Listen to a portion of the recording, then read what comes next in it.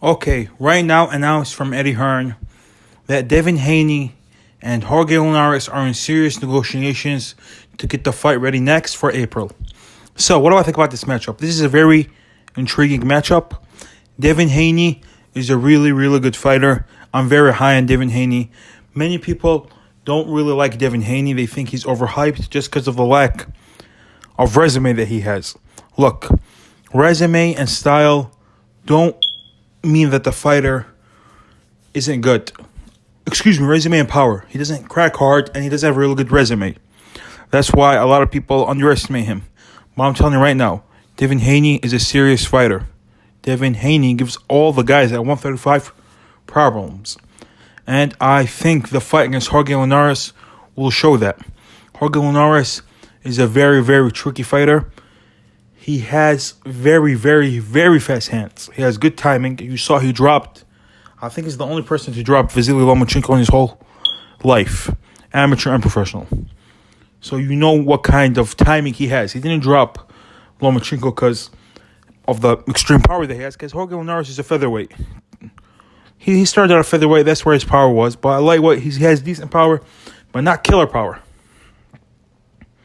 But he has good timing, and he's very, very, very fast. If you don't fight at the top level, Jorge Linares will expose you. But if you have decent power, you will be able to stop Jorge Linares fairly quickly. Jorge Linares has a lot of skills, but he lacks in the chin department. He's very fast. He can punch. But I think Devin Haney will beat him. I think Devin Haney just has the wrong style for him. Devin Haney reminds me a lot of Floyd Mayweather Jr. He's not easy to hit, and he's very accurate. I know I expected him to destroy Yukari's Gamboa. I expected him to snap him out. I even put a lot of money for Haney to get the knockout in the 5th round, but he didn't get it. And I was kind of shocked because Gamboa does not have the best chin. And Haney, if he were to trouble any of the top guys, he should be able to stop Gamboa. But Gamboa is still a decent fighter. He gave Tank a few problems. He hurt Clarence Crawford back in the day. So we're not going to go too deep on him on that. But I still thought that he should have stopped him. And if my post-fight review for the Gamboa fight is still up there, you guys can go check it out. I was very hard on Devin Haney for not stopping him. But he still got the victory. He won a very wide unanimous decision. I think I had it 118-110. So he won a clear unanimous decision, no controversy. And he defended his title. Look, I don't rate his title too much because he didn't win the title in the rank. But he still has a title, nevertheless. I still consider Teofimo Lopez as the undisputed champion, but he does. But Devin Haney does have a version of a title.